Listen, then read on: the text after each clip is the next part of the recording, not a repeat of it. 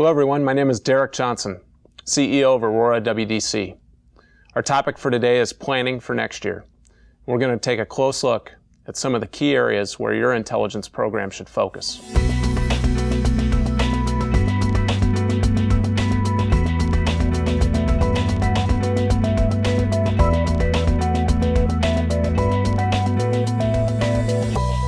So as we think about planning for next year, mapping and exploiting internal intelligence networks is something we hear from a lot of our clients, others in the industry. Daman, do you have some thoughts around how companies can do a more effective job of that? Most of the clients that we speak to either are doing this very, very well or they're doing this very, very poorly. And by that I mean they're not getting the value out of trying to ping their networks internally and get the extracted information that they need. So we see this as a very realistic opportunity. Whether you're doing it well, you can always improve upon it. And those corporations who are struggling at trying to figure out how do we get an internal intelligence network up and running, and then ultimately how we get that value out of it, there's a lot of area for improvement there. And most of the time we say that much of what's needed in your intelligence operation is already contained somewhere in your company. You already have this information somewhere. Now it's about extracting it. So I don't know, Arik, what do you think about that? I think a big part of making sure you're leveraging your internal intelligence network is understanding that how you ask questions of that network is going to communicate both the company's priorities and strategy to the internal environment, as well as engage those folks in the production of intelligence alongside the intelligence team. It's a really effective way to get better employee engagement across the organization. At the same time, you're using them as sources to answer the questions that are most pressing. You know, I find there's both the hard and the soft sides to this and making those networks work well. You know, on the hard side, of course, you have your typical information systems and being able to use information systems that are actually able to capture what people know, what they've done, where they've been, where they're going, those kinds of issues. So certainly having that technology in support of your networks is critical. But there's also the soft side, and that's the part I think that often gets forgotten. You know, those networks get built from day one when that employee comes in through orientation, and it's made clear to them just how important this facet of the intelligence process is to our company's success or not. And so by getting them oriented early, by making sure it's part of their human resource annual reviews and things like that, rewarding them, recognizing for when they actually do provide that kind of intelligence that makes a difference on one of the decisions that we made. Those kinds of things, both the hard and the soft side, make a huge difference in making sure that network's producing the kinds of outputs and outcomes that we want. And I would just add to that there are obviously pockets of intelligence in different functional areas of the business. So if we think about business problem clusters and the ability to solve these functional and operational business problems, a lot of that internal intelligence that you need to do that, or at least have an impact on those problems, can be harnessed if you've got the right mindset to be thinking about developing relationships with the right people.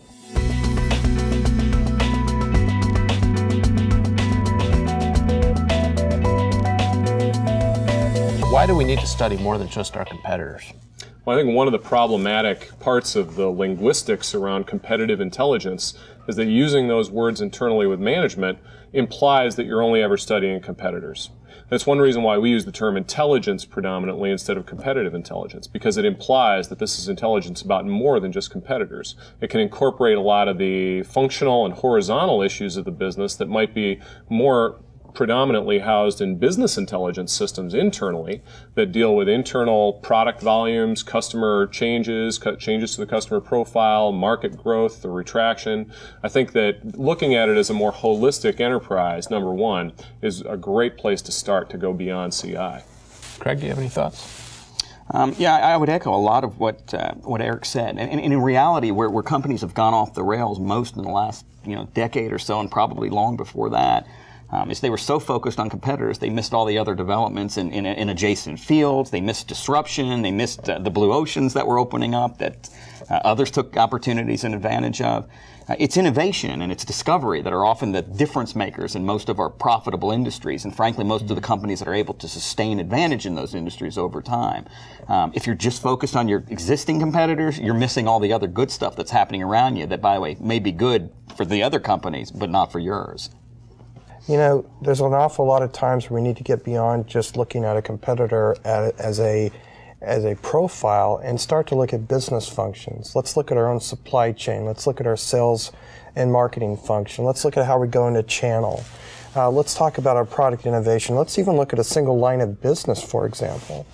Let's say you're in the financial services arena, and what if somebody from the software industry, enterprise software, came into your space? Well, that would be a pretty alarming thing under the right circumstances. And in fact, some of those things are happening where, entrants in your industry from non-traditional powerhouses from other industries are making big waves. But also at the same time, what we're talking about is the ability to use primary-based human intelligence methodology to help improve your business processes, to help understand what is going on with your business line. So it's not always looking at it in terms of a competitor profile, but it's looking at it from a different side of your business. Mm-hmm. Yeah, using insights derived from human perspective inside and around these target companies. I mean, even if you talk about a competitor intelligence study, all too often in the industry, people think, well, I can go to Dun & Bradstreet and buy a profile, or I can go to some offshore capability and buy a profile on my competition. Well, I echo your sentiment about the primary or human-based insights that are derived from a good intelligence project.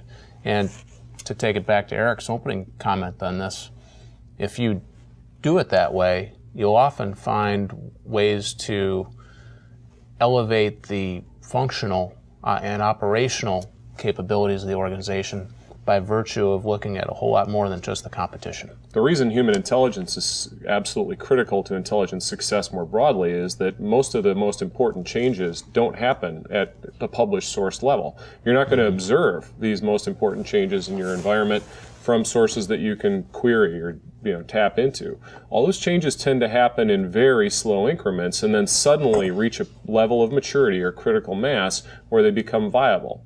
You can think of a number of these activities happening today. I don't know that Blockbuster necessarily thought that Netflix was going to be a viable competitor, but of course they completely overturned the business model of renting movies and video games. The same is true of companies like Square, who makes it possible to process a credit card transaction using your iPhone. That wasn't considered possible by the credit card processors either.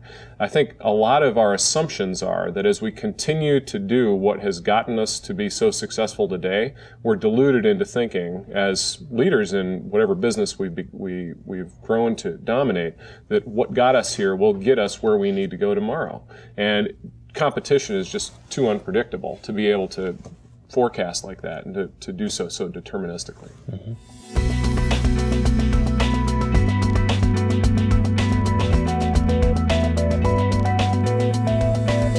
Really successful organizations think about their operations and the intelligence function on a global scale. Craig, you've traveled the world.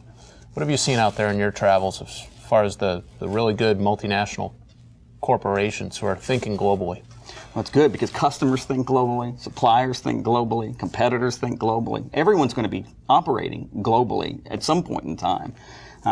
Financial stuff goes globally. Money can move 24 hours a day, 365 days a year.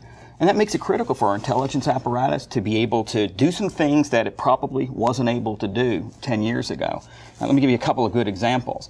One of the things is you have to have internal networks that are able to tap into languages and customs and to be able to tap into regulatory apparatus in places where maybe you wouldn't have had to have done that years ago. New product markets where competitors seemingly come out of nowhere. And in the middle of Africa, all of a sudden now you have a new competitor that's just introduced a new development, a new innovation, a new product.